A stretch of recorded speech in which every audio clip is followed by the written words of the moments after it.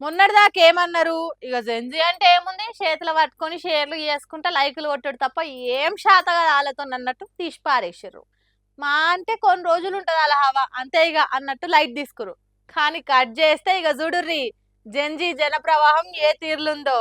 మీ రాజకీయాలు, youth పవర్‌ను light తీసుకునే కథలు మేం దిగనంత వరకే. ఒక్కసారి మేం దిగితే ఇట్లుంటది.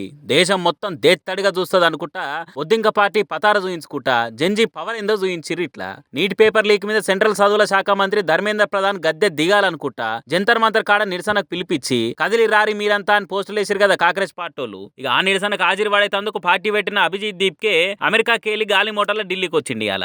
అంబేద్కర్ జీవిత చరిత్ర పుస్తకాన్ని చేతిలో పట్టుకొని దిగి అట్లకేలటే జంతర్ మంతర్కు వచ్చిండు. ఇక నిరసన కాడ ఎసొంటి పంచాలు కాకుండా 100 మంది పోలీసులు భద్రత ఇచ్చిర్రు. ఇక జెన్జీ ఫోన్లలో పోస్టులు పెడతారు, ఖాళీగుండి కామెంట్లు పెడతారు. చేట్ల పనే కాబట్టి షేర్లు చేస్తారు గానీ ధర్నాలు నిరసనలు అంటే బయటకు గదలకపోయినారు. ఆలు లేచి పళ్ళు తోమేదే 11ంటికి ఇక రోడ్లు ఎక్కకపోయినారు అని అనుకుంటా మాట్లాడిన వాళ్ళ నోళ్లు మోయించే తీరు 7 మస్తు మంది వచ్చి ఇది జెన్జీ పవర్ అన్సు ఇచ్చిరు. ఇట్లా మేం పనులు కడితేనే విద్యాశాఖ మంత్రికి జీతం వస్తుంది కానీ మా భవిష్యత్తుకే దిక్కు లేదనుకుంటా స్టూడెంట్లంతా సురుకులు అంటించారు. ఇక అభిజిత్ మాట్లాడుకుంటా సర్కార్ మీద వ్యతిరేకంగా కుత్కెత్తితే ఏడ జైల్లో పెడతారో అని దేశంలో ప్రతి తల్లి భయపడే పరిస్థితి వచ్చింది. అలా మోడీ సర్కార్ మా పార్టీ సోషల్ మీడియా అకౌంట్లను హ్యాక్ చేస్తుందేమో గానీ మా గొంతు నొక్కలేదని అనుకొచ్చిండు. ఈ దేశ యువత ఇంకా భయపడదు, పోరాడుతుంది.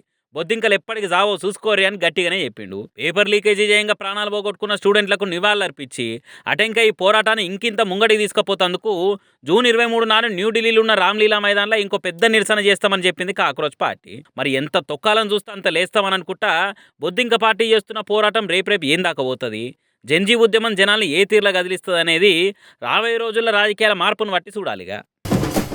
ఒకలికి ఆచారం ఇంకొకరికి అదృష్టం అయితుంటది అని అంటే ఏమో అనుకునేది గాని ఇగో గిసొంటివి చూసినప్పుడే నిజం అనిపిస్తుంటది. పాపం వైన్స్ దుఃఖన పైన బాధతోని బాటిల్ ఎత్తే కథ అయితే పబ్లిక్ ఏమో సంబరంతోని స్టఫ్ పెట్టుకొని మరి కాటన్లే ఖాళీ చేసే ముచ్చటైంది ఇట్లా. కానీరు జల్దీ, ఎంతసేపు ఇంకా ఆలస్యం అయితే పోలీసు వాళ్ళు వస్తారు మళ్ళా. కానీ జల్దీ, నువ్వు కూడా లేట్ చేస్తావు.